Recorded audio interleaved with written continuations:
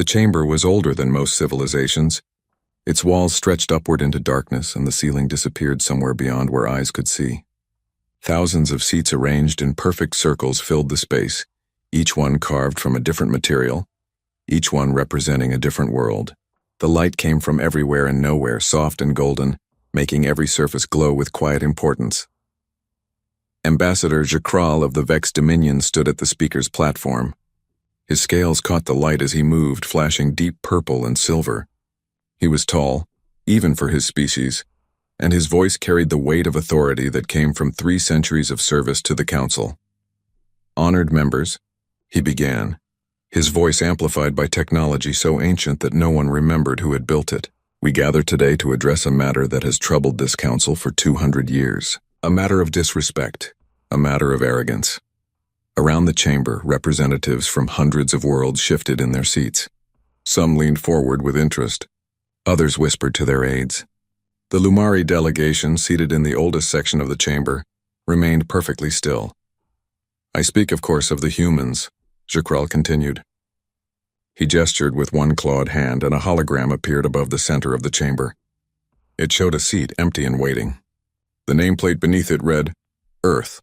For 2 centuries this seat has remained vacant. 2 centuries of silence. 2 centuries of ignored invitations and unanswered communications. The humans achieved faster than light travel in their year 2147. We welcomed them, as we have welcomed every species that reached for the stars. We offered them membership in this ancient body. We offered them the wisdom of 10,000 years of galactic civilization. Jakral's voice grew harder. They refused. Not with explanation, not with negotiation. They simply said no and turned away. Since then, they have built their colonies in isolation. They trade with fringe worlds that do not respect council authority. They ignore our regulations. They act as if we do not exist. A murmur ran through the chamber. Representative Cathar of the Zenthi Collective stood, his forearms spread wide. Perhaps they need more time. Young species often struggle with the complexity of galactic society. Time? Jakral's laugh was sharp. They have had 200 years. In that time, they have established over 300 colonies. They have developed their own trade networks. They have even created their own faster-than-light technology that does not use our jump gates.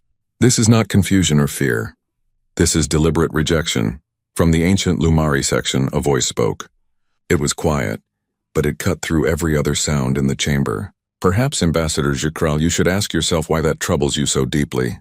Every eye turned to Elder Matriarch Selvine. She was old beyond measure, her form crystalline and slowly shifting colors like deep water under moonlight. The Lumari had been among the first species to join the council, back when it had only 5 members instead of 500. Jakral bowed his head slightly, showing respect despite his irritation. Elder Matriarch, humanity's rejection undermines the very foundation of this council. For 10,000 years, every species that achieved faster than light travel has sought us out. Every species has recognized that they need guidance, protection, and the structure that only the council can provide. Every species but one, Selvine said softly. Exactly my point. I wonder if you understand what that means. The chamber fell silent. Selvine rose slowly from her seat. When she moved, light seemed to move with her, creating patterns in the air that hurt to look at directly. I am old, she said. I have sat in this chamber for 3,000 years. I have watched 400 species take their seats here. I have watched them arrive nervous and hopeful, seeking acceptance among the stars. Do you know what I have never seen? No one answered. I have never seen a species that did not need us. Not until now. Ambassador Jakral's scales darkened. You suggest that humanity's arrogance is somehow admirable? I suggest that it is not arrogance. I suggest that we may have forgotten an important truth about ourselves. Selvine gestured to the empty seat. Every species that has come to us has done so out of need. Need for technology they could not develop alone. Need for protection from threats they could not face alone. Need for validation that they deserved a place among the stars. She paused, and her next words fell like stones into still water. What does it mean when a species does not need us? The question hung in the air. Representative Talora of the Mandari Federation spoke up, her voice uncertain. Perhaps they are simply primitive. Perhaps they do not understand what they are missing. Then why do their colonies thrive? Selvine asked. Why does their technology advance? Why do independent traders speak of human goods with respect? Why do the fringe worlds welcome human merchants? Because they are too ignorant to know better, Chakral snapped.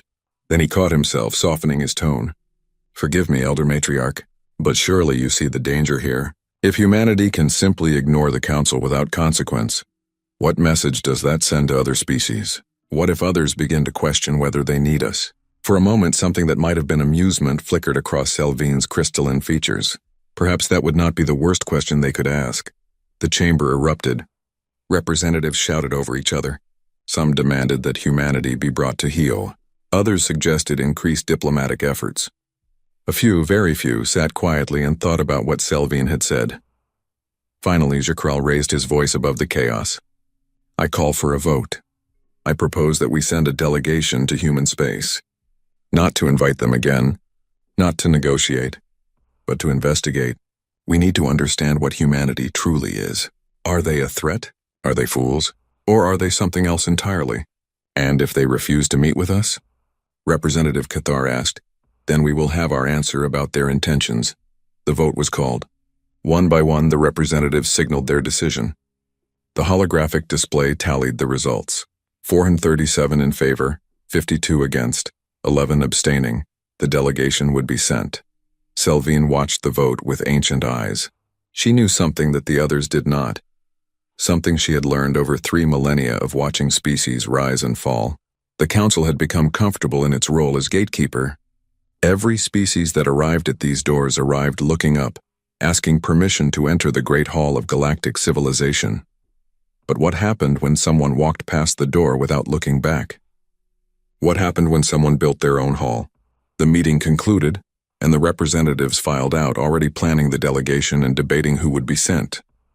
Chakral remained at the speaker's platform, staring at the empty seat. You seem troubled, Ambassador, Selvine said, approaching him. I am concerned for the future of the Council, Elder Matriarch. Are you? Or are you concerned that the Council might discover it is not as necessary as it has always believed? Chakral turned to her, his scales shifting through shades of purple that indicated confusion and anger. You have served this body for longer than my entire species has existed. How can you speak of it with such doubt? Because I love it enough to question it. Selvine looked at the empty seat. For 10,000 years we have told ourselves a story. We have said that we are the light that guides young species to civilization. We have said that we are essential. But what if we have had it backward all along? I do not understand. We did not lift species up, Ambassador. They lifted themselves. They reached the stars on their own. They developed the technology on their own. They built their societies on their own. All we did was offer them a place to gather and talk. That is not nothing, but it is not everything either. Then what are the humans? Selvine was quiet for a long moment. They are the first species to understand that truth before arriving at our door. And I think they are going to teach us a great deal about ourselves, whether we want to learn it or not. She left the chamber, her form fading into light as she walked. Chakral stood alone looking at the empty seat. It had been empty for 200 years, but somehow it felt more present now than ever before. In the silence of the ancient chamber, with only the soft golden light for company, he wondered if Selvine was right. He wondered if humanity's absence was not an insult but a mirror that showed the Council something it had never wanted to see. That thought troubled him more than any amount of human arrogance ever could. The delegation would be chosen within the week. 5 species, representing 5 different philosophies and 5 different approaches to galactic civilization. They would travel to human space. They would find answers. But as Chakral stood in that ancient chamber, staring at that empty seat, he found himself afraid of what those answers might be. Not because humanity might be hostile, not because they might be dangerous, but because they might be right. The seat remained empty. The nameplate still read Earth, and somewhere, out beyond the jump gates and the trade routes and the carefully maintained borders of Council space, humanity built their colonies and lived their lives and never once thought about the invitation they had declined. They had reached for the stars and found them within reach. They had not needed permission. They had not needed validation. They had simply needed themselves. And that, more than anything else, was what the Council could not understand. Not yet, The delegation ship emerged from the jump gate at the edge of what the council maps designated as human space. The 5 representatives stood on the bridge looking at the viewport with varying degrees of curiosity and concern.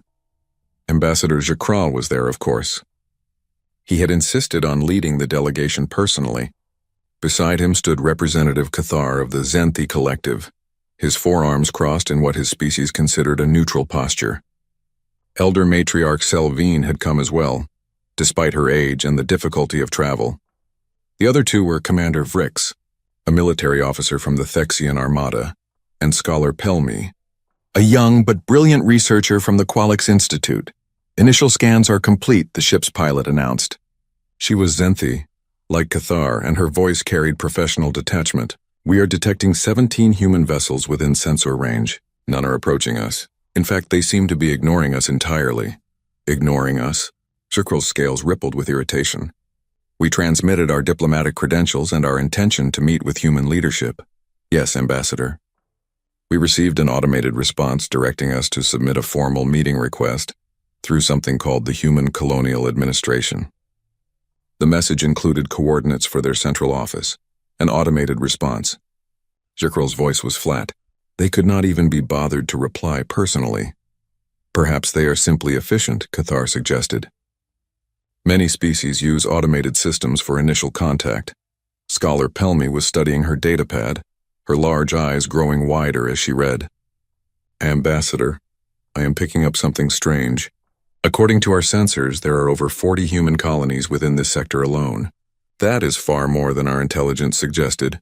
40? Commander Vrix moved to look at her screen. His species was built for war, large and armored, but his voice carried genuine surprise. Our last survey of this region showed perhaps a dozen human settlements. Our last survey was 50 years ago, Selvine said quietly. Clearly they have been busy. The ship moved deeper into human space following the coordinates from the automated message. What they saw along the way challenged everything they thought they knew about humanity. The first colony they passed was built on a moon orbiting a gas giant. It was small but clearly thriving. Lights twinkled across its surface in patterns that suggested cities. Ships came and went from orbital docks carrying goods and passengers. That is a mining colony, Pelmi said, reading her sensors. They are extracting rare elements from the gas giant's atmosphere. The efficiency rating is remarkable. Check their technology, Jacral ordered. Are they using Council standard equipment? A pause. No, Ambassador. The designs are completely different. Not primitive, just different. In some ways, they appear to be more advanced than our own methods. The pilot took them past 3 more colonies before reaching their destination. Each one was unique. One was an agricultural world with vast green fields visible from orbit. Another was clearly focused on research, with massive telescope arrays pointed at the stars. The third was a manufacturing hub, surrounded by a cloud of automated construction drones. They are not struggling, Cathar said softly. We expected to find a young species barely maintaining their colonies. Instead, we find this. This is impossible, Commander Vrix growled. It takes centuries for a species to develop this level of infrastructure. We gave the Thexian Armada 300 years of council support before we could sustain even 50 colonies. Perhaps humanity is simply faster learners, Selvine suggested, though her tone made it clear she was thinking something else entirely. Their destination was a space station orbiting a blue and green planet. The planet was beautiful, with 3 moons and rings of ice that caught the sunlight. The station itself was enormous, easily the size of a small city. Ships from a dozen different species were docked there, none of them council members. Look at that, Pelmi breathed. They are trading with the fringe worlds, the independent colonies. Species that the council has not even contacted yet. Illegal trade, Jacral said sharply. They are undermining council commerce regulations. Only if they were members of the council, Cathar pointed out. Which they are not. The delegation docked without incident. The station's systems interfaced smoothly with their ship, and the docking clamps engaged with practiced precision. A human was waiting for them as they disembarked. She was small compared to most of the delegation, perhaps 1.5 meters tall, with dark skin and hair pulled back in a practical style. She wore simple clothing that seemed to be standard for her species, nothing ceremonial or formal. Welcome to New Singapore Station, she said in perfect galactic common. Her accent was strange, but her grammar was flawless. My name is Director Chen Wei.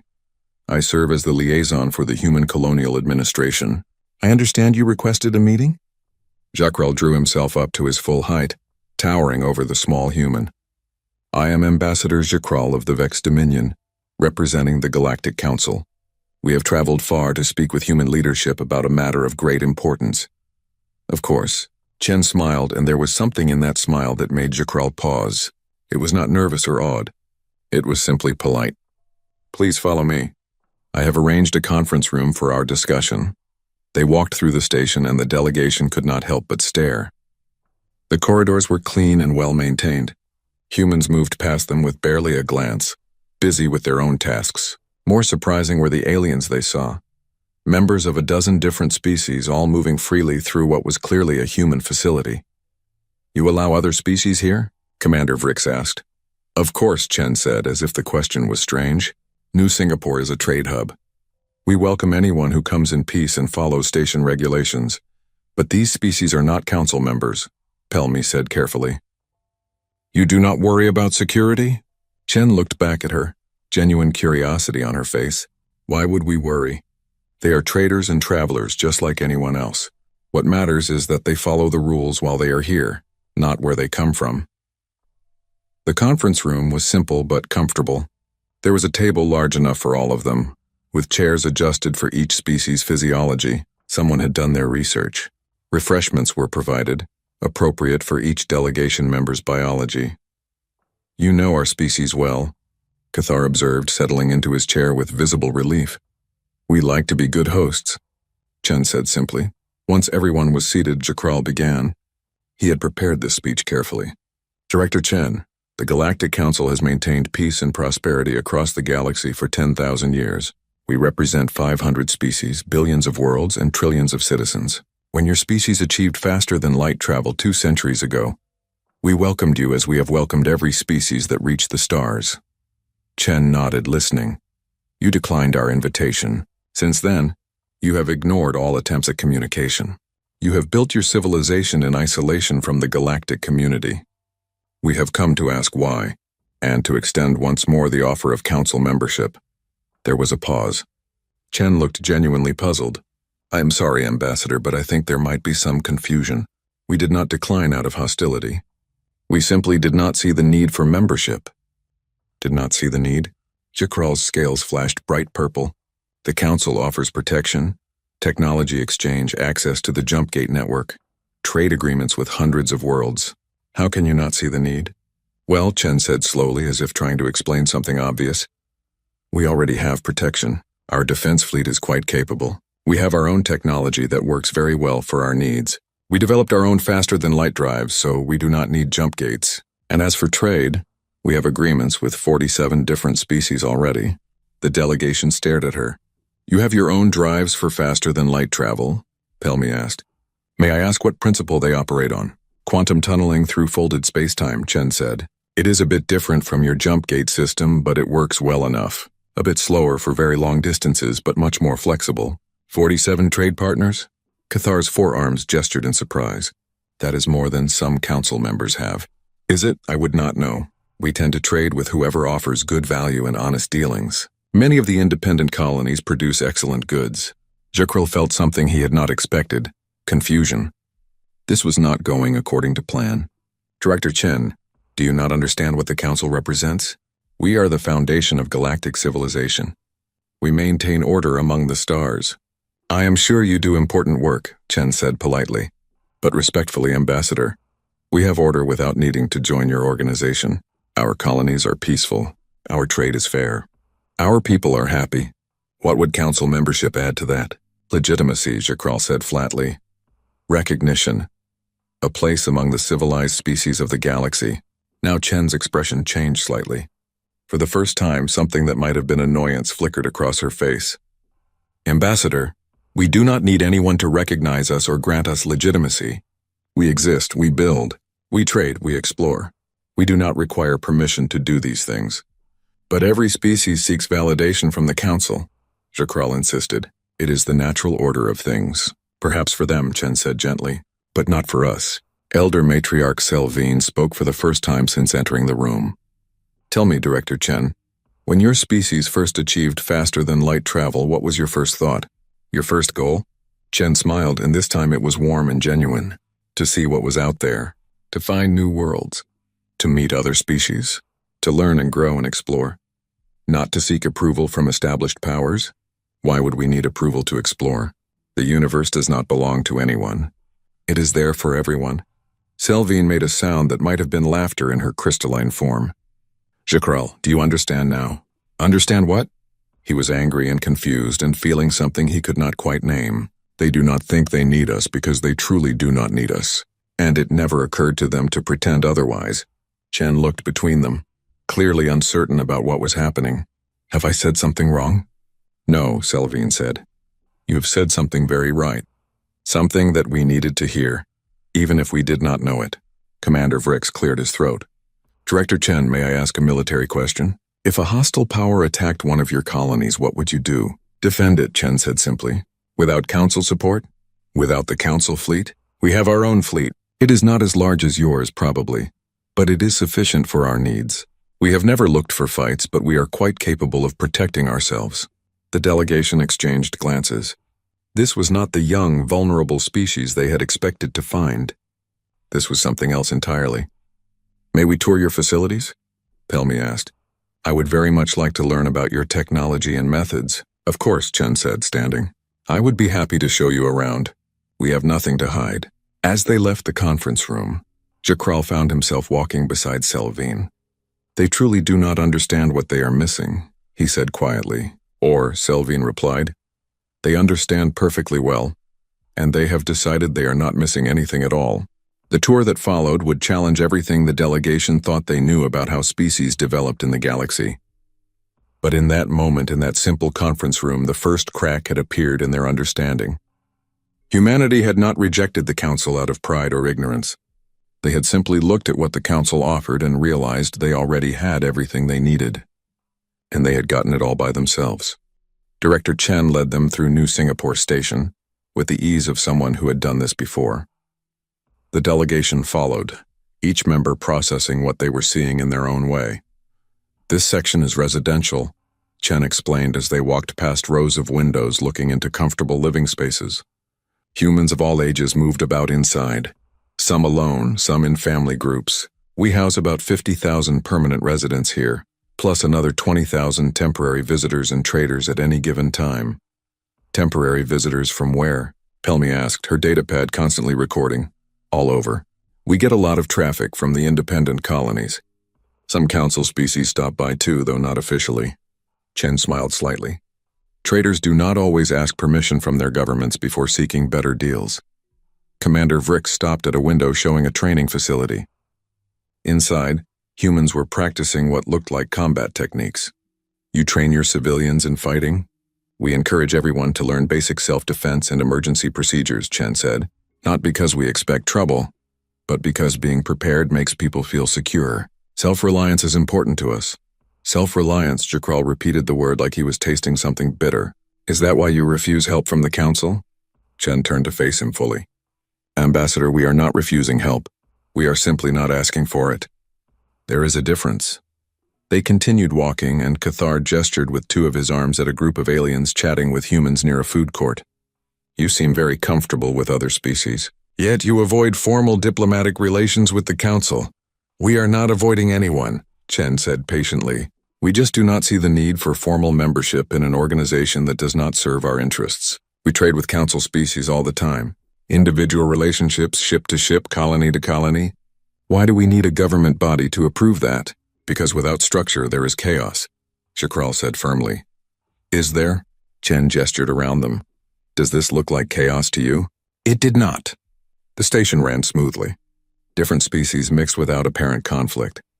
The systems hummed with efficiency. There was a feeling of busy purpose that reminded Selvine of the Council chambers at their best, but without the layers of bureaucracy and protocol.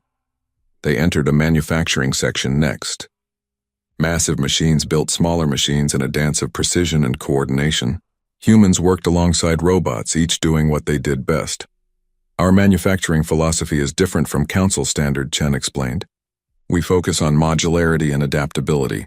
Rather than building one perfect design, we build systems that can be modified for different needs.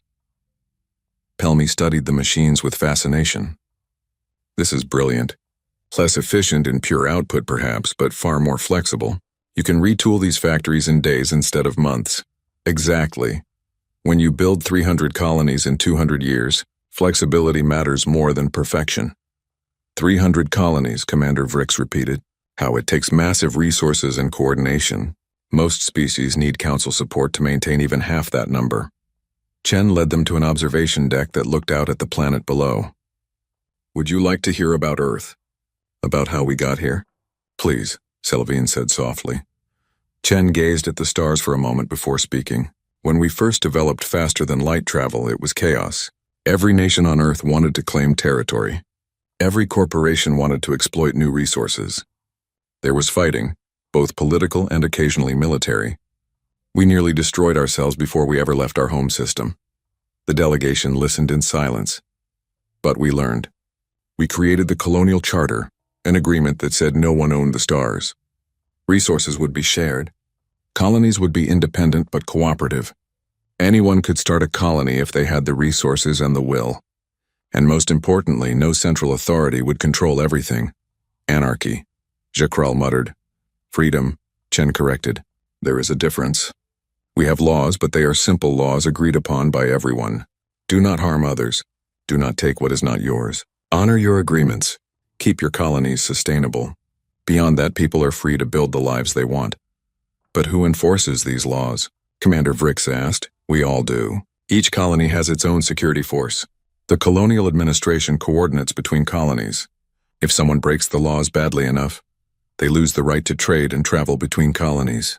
Social pressure works well enough for most things. Cathar made a thoughtful gesture with his arms. This is similar to how my species governed ourselves before joining the council. But we found that as we grew larger, we needed more structure. Perhaps we will too someday, Chen admitted. But right now what we have works for us. We are not opposed to structure. We just do not want structure imposed from outside.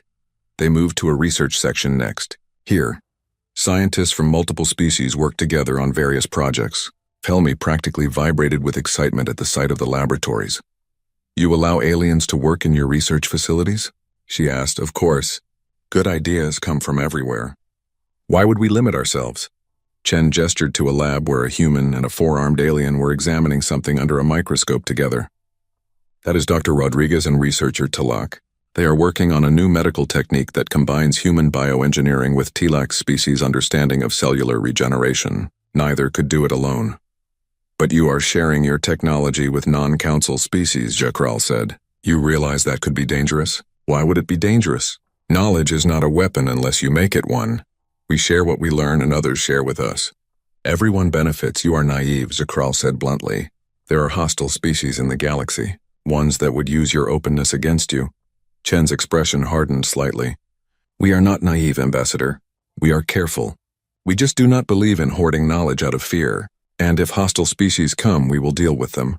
Elder Matriarch Selvine had been quiet for most of the tour, but now she spoke. Director Chen, when the Council first contacted humanity 200 years ago, what did you think of us? Chen considered the question carefully. The records say that our leaders at the time were excited at first. Contact with an ancient galactic civilization seemed like a dream come true. But then you sent us your membership requirements. And we realized that joining the Council meant giving up much of what made us who we were. We would have to restructure our governments to match Council standards. Adopt Council technology even when ours worked fine. Submit to a 50-year evaluation period where you would judge whether we were worthy. Agree to let the Council decide which colonies we could establish and where. Chen turned to face the delegation directly. We looked at all of that and asked ourselves a simple question. Why? Why did we need permission to exist in the galaxy? Why did we need to prove ourselves worthy to people who did not know us? Why should we give up our independence for the privilege of a seat in your chamber? And you found no good answers, Selvine said. We found no answers at all. So we politely declined and continued building the civilization we wanted. Not the one you wanted us to have. Jacral's scales rippled with frustration. You make it sound as if the Council is some kind of trap. Not a trap, Chen said gently. More like a cage. A comfortable, safe cage that promises protection and belonging, but still a cage. And we prefer to be free. Freedom without guidance leads to disaster, Jacral insisted. Does it? We have been free for 200 years. Where is the disaster? The question hung in the air. Jacral had no answer. Cathar stepped forward. Director Chen, may I ask a personal question? Do you ever feel isolated? Alone out here without the support of the galactic community? Chen smiled. We are not alone. We have each other. 300 colonies full of humans who share a common purpose. We have trade partners from dozens of species. We have friends among the independent worlds. We have everything we need. But you could have more, Pelmy said softly. Access to council databases, 10,000 years of accumulated knowledge, technologies that could improve your lives. And what would we have to give up for that? Chen asked. Our independence? Our way of life? The freedom to make our own mistakes and learn from them. She shook her head. Thank you, but no. We would rather learn slowly on our own than quickly at the cost of who we are. They returned to the conference room after the tour. The delegation was quiet, each lost in their own thoughts. Chen provided more refreshments and waited patiently for them to speak. Finally, it was Selvine who broke the silence. You do not seek our approval because you do not need it. You do not need it because you have learned to approve of yourselves. Chen looked at the ancient alien with respect. That is one way to put it, yes. We define our own worth. We do not wait for others to tell us we are good enough. Arrogance, Jacral muttered. Confidence, Chen replied. There is a difference. Commander Vrix leaned forward. And if we offered you membership with no conditions? No evaluation period, no restructuring, full rights immediately? I would have to ask what you get out of it. The Council does not give things away for free. We get the benefit of human innovation and trade. We get to include a successful species in our community. Chen thought about it. Maybe someday we will be interested. But right now, honestly, we do not see what we would gain that we do not already have. We can trade without membership. We can innovate without permission. We can grow without oversight. What would membership give us besides a seat in a chamber very far away? Legitimacy, Jacral said again. We have legitimacy. We exist, we thrive. We do not need a piece of paper or a seat in your council to make that true. Pelmy was reviewing her notes, her large eyes thoughtful. I think I understand now. You do not hate the council. You do not fear it. You simply do not see yourselves as needing it. It is not relevant to your lives. Exactly, Chen said, pleased that someone was getting it. It is not personal. The council serves its members well, I am sure, but we are not looking for what it offers. Cathar made a gesture that in his species indicated deep thought. On my world we have an old saying, a fish does not ask the bird for permission to swim. I think humans are like that fish. You swim in your element naturally, without needing anyone to teach you how. That is a good way to put it, Chen agreed. Jacral stood abruptly. I have heard enough.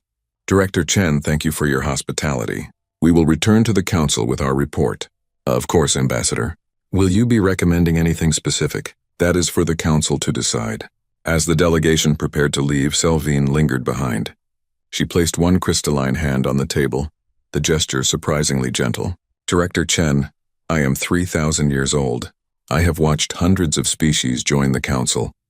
Every single one came to us seeking something they felt they lacked. You are the first to come seeking nothing at all. Is that wrong? Chen asked. No, Selvine said softly. It is terrifying. Because if you do not need us, then perhaps no one really does. Perhaps they only think they need us because we convinced them they did. Chen reached out and gently touched the elder's crystalline hand. Or perhaps they needed you then, but they would not need you now. Maybe the council's greatest success is not in keeping members, but in helping them reach a point where they can stand on their own. Selvine was silent for a long moment. That is a more generous interpretation than we deserve. But I thank you for it. Safe travels, Elder. You are always welcome here. The delegation left New Singapore Station and began the journey back to council space. Behind them, the station continued its busy life. Humans and aliens traded goods and stories. Ships came and went. Children played in parks under artificial skies. And somewhere, in a small office, Director Chen Wei sat down and wrote a brief report to the Colonial Administration. Met with Galactic Council delegation today. They offered membership again. Declined politely. They seemed confused about why. Doubt they will understand anytime soon. Recommend we continue as we are. She filed the report and moved on to other tasks. There were supplies to order, ships to schedule, and a dozen small crises to manage. The Council's approval or disapproval did not matter. It never had. Humanity was too busy living to worry about what others thought of their existence. The delegation ship was 3 days into its return journey when the emergency signal came through. Commander Vrix was the first to hear it, his military training making him alert to such things even in sleep. Ambassador Jakral, you need to see this, he called from the bridge. The rest of the delegation assembled quickly. On the main view screen, a distress signal pulsed in standard galactic common. The message was brief and urgent. This is Mining Colony New Vancouver, human territory. We are under attack. 3 Vex Dominion warships have entered our space and are threatening to destroy our facilities. Request immediate assistance. Jakral's scales went pale, then flushed dark purple with anger. Vex Dominion. But that is my own people. This must be a mistake. Pulling up tactical data now, the pilot said. Her forearms moved across multiple control panels. Confirmed. 3 Vex warships on aggressive approach to a human mining colony. They are broadcasting a message. Play it, Jakral commanded. A Vex commander appeared on screen. He was younger than Jakral, his scales bright with the confidence of someone who had never faced real opposition. Human colonists, you have built your facility in space claimed by the Vex Dominion. You have 1 hour to evacuate before we destroy your equipment and seize this territory for proper use. This is your only warning. The message cut off. Claimed by the Vex Dominion. Cathar's forearms spread in confusion. I checked the territorial charts. This system is not claimed by anyone. It was not, Jakral said quietly. But I recognize that commander. He is from a radical faction that believes humanity's refusal of the Council is a sign of weakness. They have been arguing that the Vex should expand into human space, taking territory that humanity cannot properly defend. But you are here with us, Pelmy said. How did they know to act now? They did not know. They have been planning this for some time, I suspect. The timing is just unfortunate. Jakral's scales shifted through shades of purple that indicated shame and anger. I must contact them immediately and order them to stand down. That will take too long, Commander Vrix said, studying the tactical display. We are 4 hours away at best speed. The human colony only has 1 hour. Then they will have to evacuate, Jakral said. It is regrettable, but there is no other option. We could contact the humans, Cathar suggested. Warn them. Perhaps they have ships nearby that can help. Selvin, who had been silent until now, made a sound like crystal chiming. I suspect we are about to see what Director Chen meant when she said they could defend themselves. The pilot looked up from her console. Ambassador, I am picking up new contacts. Human vessels emerging from... Where did they come from? They were not there a moment ago. Show me, Jakral demanded. The view screen changed to show the tactical situation at the mining colony. 3 large Vex warships had taken up threatening positions around a small human facility built into an asteroid. But now 5 human ships were arranging themselves in a defensive formation between the Vex and the colony. They appeared out of nowhere, the pilot said with disbelief. No jump signature. No warning. They just appeared. They're faster than light technology, Pelmy breathed. They can jump directly to any point in space without using a jump gate. They do not need the infrastructure we require. On screen, a new transmission began. A human woman in a military uniform appeared. She looked calm, almost bored. Vex Commander, this is Captain Maria Santos of the Human Defense Fleet. You are in human-protected space. Leave now or we will remove you. The delegation watched in silence as the Vex Commander's image appeared beside hers. He was laughing. 5 small ships against 3 Vex cruisers? You're either brave or stupid, human. We do not want to kill you, but we will if we must. Leave now and we will forget this happened. Captain Santos smiled. It was not a friendly smile. You have 30 seconds to begin your withdrawal. After that, you become a threat to human civilians and we will respond accordingly. Absurd. The Vex commander cut the transmission. This is about to become a disaster, Jakral said. Vex cruisers are among the most powerful warships in the Council fleet. Those human ships are less than half their size. Should we intervene? Cathar asked. How? We are hours away and this is a civilian vessel. We have no weapons. On the tactical display, the 30 seconds expired.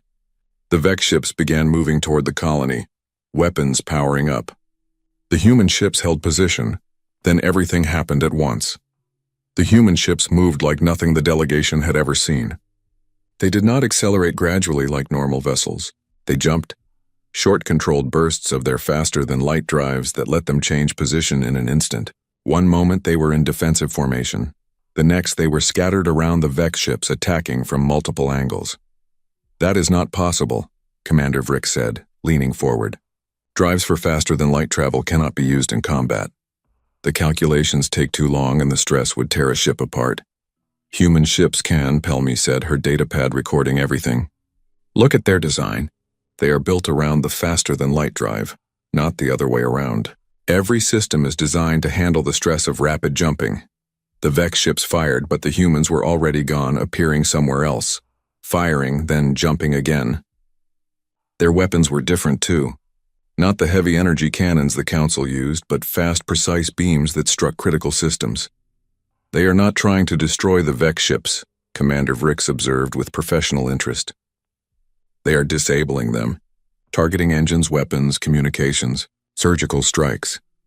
The battle, if it could be called that, lasted less than 3 minutes. The 3 Vex cruisers hung dead in space, their engines offline, their weapons neutralized. The human ships reformed their defensive position around the colony. Captain Santos reappeared on the open channel.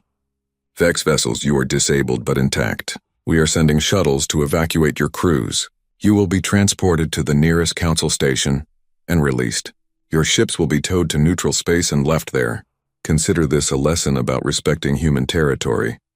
The Vex commander appeared on screen, and his expression had changed from arrogance to shock. "How? Our ships are the finest in the Council fleet. How did you do that?" "We have been preparing for this kind of situation for 200 years, Santos said calmly. "We are not looking for fights, but we are ready for them. Next time, maybe you will think twice before threatening civilians." The delegation's ship maintained its course toward the scene. By the time they arrived, the Vex crews had been evacuated, and the disabled warships were being towed by human vessels. The colony itself was undamaged. "Request permission to dock at the human colony," Shakral said quietly. His scales had settled into a muted gray that indicated deep thought. Permission was granted. They docked at the small facility, which was barely large enough to accommodate their ship. A human was waiting for them, a young man with dark hair and a friendly smile. "Welcome to New Vancouver. I am Administrator Park. You are the Council delegation, yes? Captain Santos said you were in the area." "Administrator," Shakral said, "I must apologize on behalf of the Vex Dominion. That attack was unauthorized and illegal. Those commanders will face consequences." "No harm done," Park said with a shrug. "They did not hurt anyone and their crews are fine. We will send them back to you once we reach a Council station." "You are not angry?" "Why would we be angry? We knew this might happen eventually. Some species see our independence as weakness. We made sure we could prove them wrong." Commander Vrick stepped forward. "Your tactics were impressive. Your ships, your weapons, your coordination. You fought like a species that has seen 1,000 battles." "We have never fought a real battle," Park admitted, "but we have run a lot of simulations. We believe in being prepared." "But how?" Pelmy asked. "Your ships are so small." "Yet they defeated vessels 3 times their size. Because we designed them for our needs, not to match someone else's standards. Vex ships are built to fight other Council vessels in traditional engagements. Our ships are built to use our faster-than-light advantage and strike fast. Different approaches for different situations." Selvine moved closer to Administrator Park. Despite her age and crystalline form, she managed to convey curiosity. "Tell me, young human, were you afraid?" "Terrified," Park said honestly. "This is a mining colony. We have 300 people here, including children. The idea of those warships attacking us was scary. But we trust our defense fleet and they came through for us. You did not call for Council help. Why would we? They are not responsible for our protection. We are." Cathar made a thoughtful gesture. "You truly have built a complete civilization. Defense, trade, governance, everything. You do not need the Council for anything." "We do not need them," Park agreed. "But that does not mean we dislike them. If the Council wants to trade with us, talk with us, we are happy to do so. We just do not want to join their organization." "Because you do not need permission to exist," Selvine said softly. "Exactly." They returned to their ship after brief farewells. The journey back to Council space continued in silence for several hours. Each member of the delegation was lost in their own thoughts. Finally, Jakrel spoke. "I was wrong. I thought humanity was arrogant and naive. I thought they did not understand the dangers of the galaxy." "And now," Cathar asked, Now I think they understand perfectly. They just refuse to let fear control them. They built the civilization they wanted, and they made themselves strong enough to protect it. Commander Vrix was reviewing the tactical data from the battle. I need to revise everything I know about combat doctrine. What the humans did should not be possible, but they did it anyway. Because they did not know it was impossible, Pelmy suggested. They were not constrained by Council military doctrine. They invented their own approach from scratch. Or, Selvine said, they knew it was possible, and they refused to accept anyone telling them it was not. The conversation drifted to silence again.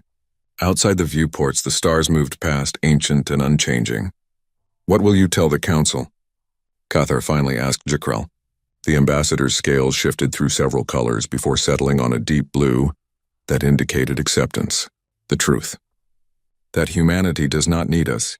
That they have built a successful civilization without our help. That they can defend themselves without our protection. That they have everything they need because they worked for it themselves. The Council will not like that, Commander Vrix observed. No, Jakrel agreed. They will not. Because it forces us to ask uncomfortable questions. If humanity does not need us, then what does the Council actually provide? What is our purpose if not to guide and protect young species? Perhaps, Selvine said quietly, the Council's purpose was never to guide and protect. Perhaps it was always just to provide a place for species to gather and talk. Everything else, all the structure and requirements and evaluation periods, perhaps that was just us trying to make ourselves seem more important than we are. You are saying the Council is unnecessary? Jakrel asked. No. I am saying the Council is not as necessary as we have always believed. There is a difference. They discussed it for hours as the ship carried them back toward Council space. By the time they arrived at the jump gate, they had reached a conclusion, though not everyone was happy with it. Humanity had proven something important. They had proven that the Council's way was not the only way. That species could reach the stars and thrive without needing validation from ancient institutions. That independence was not the same as isolation. Most importantly, they had proven that the empty seat in the Council chamber did not represent failure or arrogance. It represented choice, and that was the most terrifying thing of all, because if humanity could choose to walk away, then maybe other species could too. Maybe the Council existed not because it was necessary, but because no one had ever questioned whether they needed it. Until now, the delegation ship passed through the jump gate, leaving human space behind. But the questions they carried with them would not be so easy to leave behind. Those questions would follow them all the way back to the Council chamber. And once asked, questions like that are very hard to ignore. The Council chamber felt different when the delegation returned. The golden light seemed harsher, the ancient walls more oppressive. Or perhaps it was just that they were seeing it with new eyes. 500 representatives filled their seats, waiting to hear the report. The empty seat labeled Earth sat among them, as it had for 2 centuries. A silent reminder of the species that had said no. Ambassador Jakrel stood at the speaker's platform.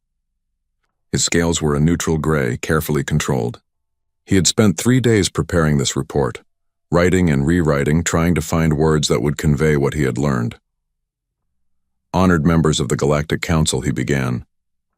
His voice carried through the chamber, amplified by ancient technology. The delegation has returned from human space. We have met with human leadership. We have toured their facilities. We have witnessed their capabilities. And we have come to some difficult conclusions. A murmur ran through the chamber. Representatives leaned forward, eager to hear about the strange species that had rejected them. Humanity does not need us, Jakrel said simply. That is the first and most important conclusion. They have built a thriving civilization of over 300 colonies. Their technology is equal to ours in most ways, superior in some. They have established trade relations with dozens of species. They can defend themselves against military threats. They are completely self-sufficient. Then they are fools, Representative Talora called out. They isolate themselves from the greatest civilization in galactic history out of pride. They are not isolated, Cathar said, rising from his seat. They trade freely with many species. They welcome visitors to their stations.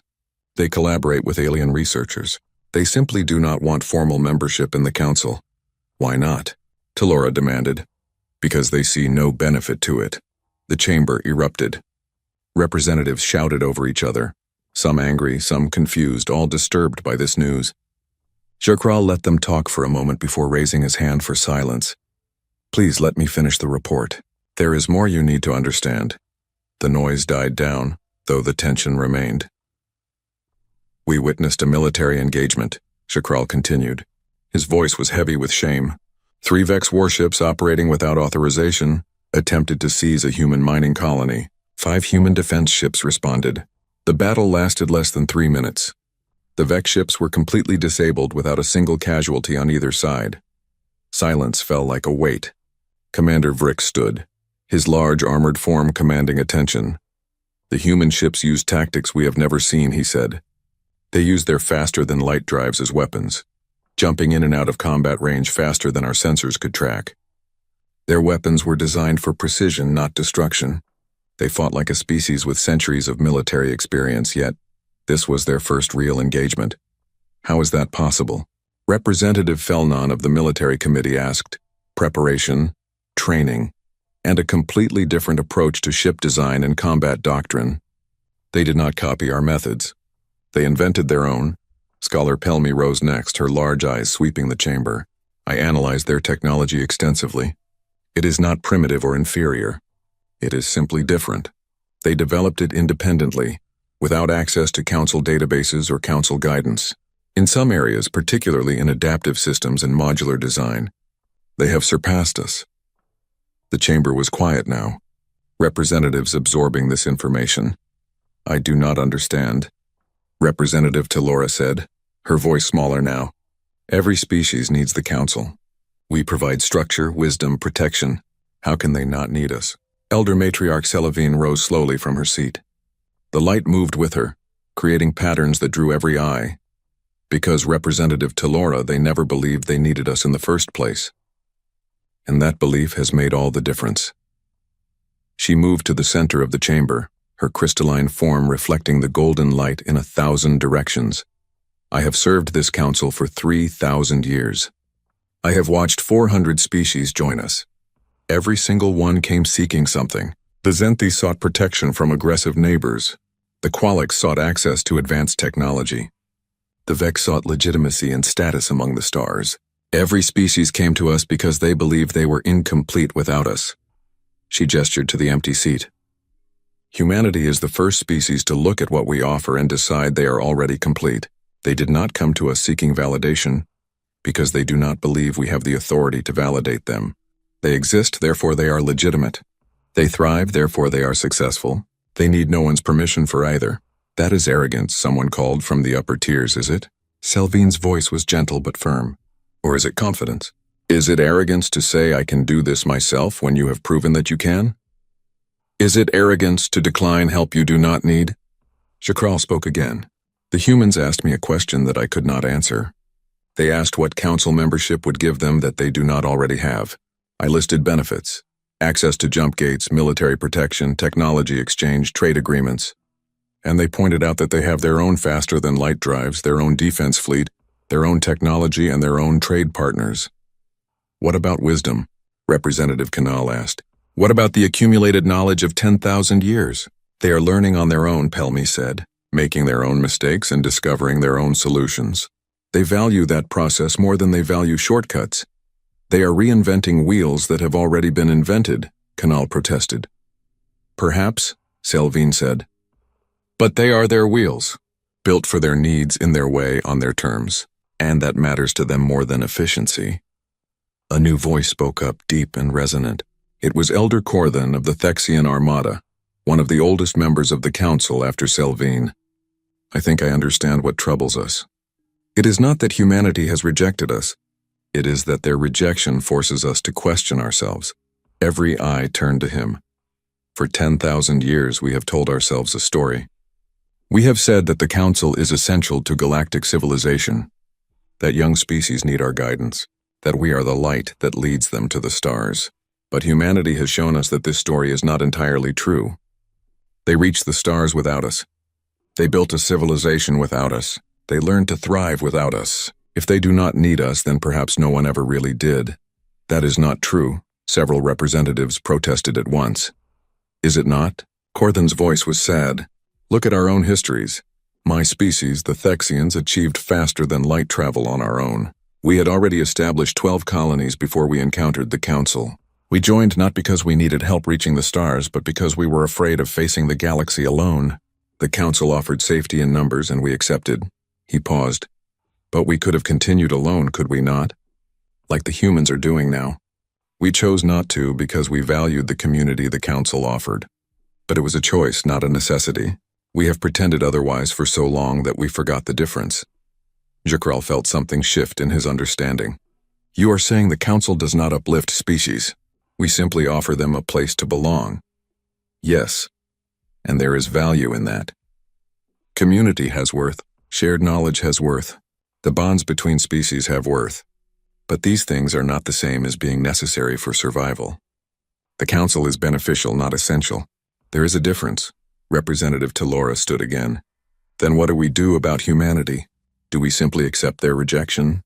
What else can we do? Cathar asked. Force them to join? Invade their space? Sanction them for the crime of being self-sufficient? They have done nothing wrong. They have harmed no one. They simply do not want what we are offering. We could remove their seat, someone suggested. Make it official that they are not welcome. No, Selvin said firmly. That would be petty and vindictive. Worse, it would prove to everyone that we value our pride more than we value truth. Then what do we do? Selvin looked at the empty seat for a long moment. We leave it empty. But we change what it represents? I do not understand, Jakrel said. For 200 years, that seat has been a symbol of humanity's rejection, a reminder that they said no to us. But what if we make it a symbol of something else? What if we make it a reminder that the Council exists to serve its members? Not the other way around. She moved closer to the empty seat, her crystalline hand hovering over it. Let this seat remain empty as a standing invitation.